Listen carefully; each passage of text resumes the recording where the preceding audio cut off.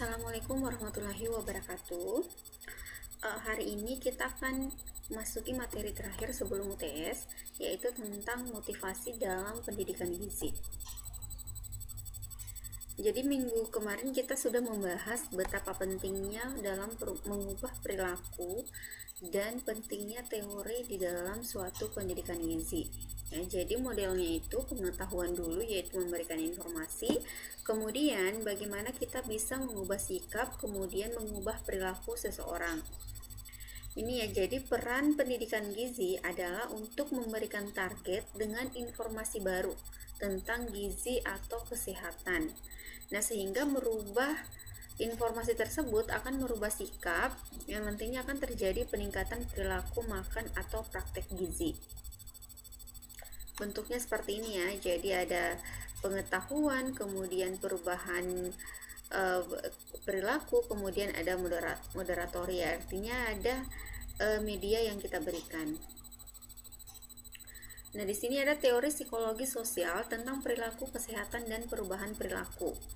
Menurut Kurt Lewin, bahwa seorang psikolog sosial terkemuka yang menekankan bahwa fungsi psikologi sosial adalah memahami hubungan antara individu dan lingkungan sosial.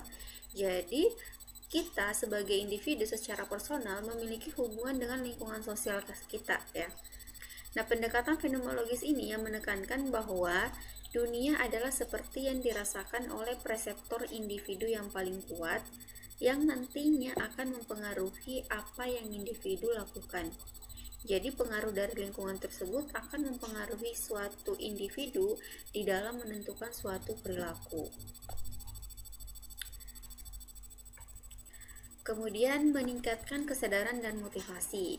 Jadi bagaimana caranya pendidikan gizi yang kita berikan bisa meningkatkan kesadaran suatu individu dan motivasi suatu individu. Nah, di sini ada pemilihan makanan dan pola makan ini akan berkembang. Ada yang sering tidak puas dengan suatu makanan tertentu, kemudian dia akan mencari makanan yang lain dan merubah pola makan tersebut. Namun ada persaingan dalam prioritas kehidupan. Biasanya kesehatan sering ya, jadi belum menjadi prioritas suatu masyarakat. Biasanya makan buah bukan karena memikirkan kesehatan, tapi misalnya karena dia memang suka rasanya yang enak misalnya. Misalnya makan ikan karena memang di lingkungannya itu sering tersedia ikan. Jadi yang di pikiran itu belum memicu pada faktor kesehatan. Nah, langkah pertama yang penting adalah menyadarkan kebutuhan untuk berubah. Jadi kenapa sih seseorang harus berubah menjadi lebih baik? Kenapa perilaku hidup seseorang harus diubah menjadi perilaku lebih sehat lagi? Ya, ketika dia sadar, maka dia akan tertarik. Ketika dia akan tertarik, dia akan termotivasi dan siap untuk menerima informasi dan keterampilan baru. Nah, jadi adopsi dan pemeliharaan perilaku kesehatan adalah proses yang melibatkan dua fase. Yang pertama, pengambilan keputusan untuk ikut serta. Yang kedua, bertindak. Jadi keputusan yang pertama. Jadi misalnya kita sudah termotivasi nih. Keputusan kita apa? Apakah keputusan kita akan mengikuti informasi tersebut, atau misalnya saya menolak informasi tersebut? Kemudian setelah membuat keputusan, maka kita akan bertindak untuk melakukan apa, bertindak untuk tidak melakukan. Di sini program pendidikan gizi terdiri dari dua fase. Yang pertama fase motivasi dan fase tindakan dan pemeliharaan. Nah, biasanya manusia itu selalu berpikir, berperasaan dan bertindak ya. Jadi motivasi atau keinginan untuk bertindak serta melakukan tindakan merupakan komponen penting dalam pendidikan gizi.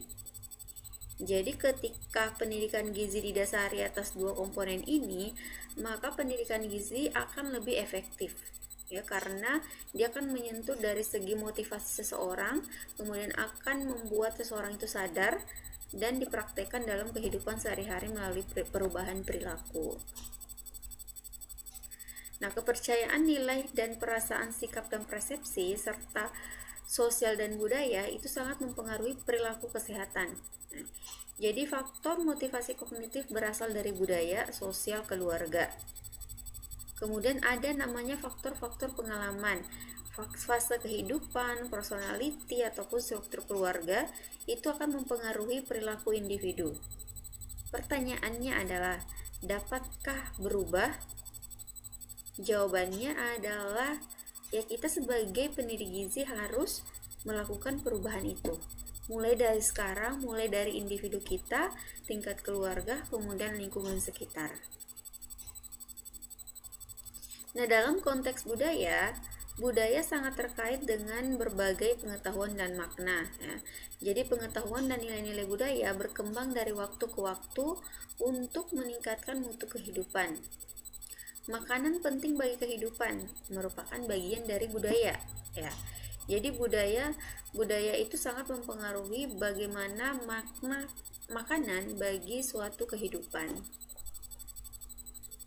Nah, budaya ini akan mendefinisikan apa sih yang harus kita makan dan apa sih yang tidak harus kita makan, bagaimana cara menyiapkan makanan, siapa yang belanja dan siapa yang masak, siapa yang menentukan pilihan, di mana dan dengan siapa kita makan.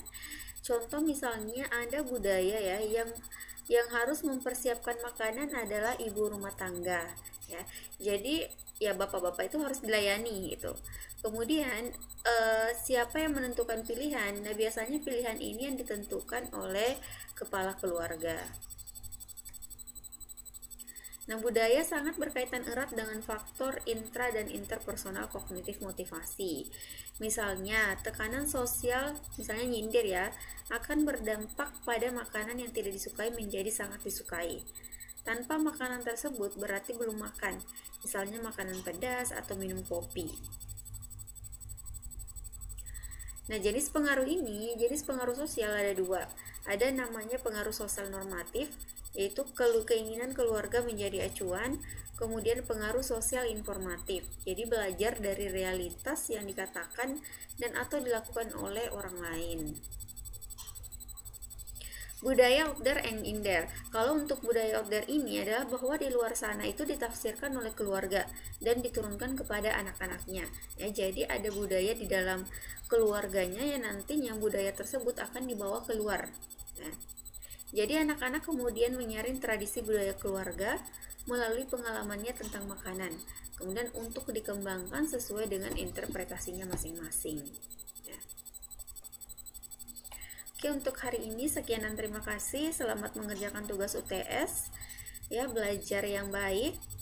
Sekian dan terima kasih. Wassalamualaikum warahmatullahi wabarakatuh.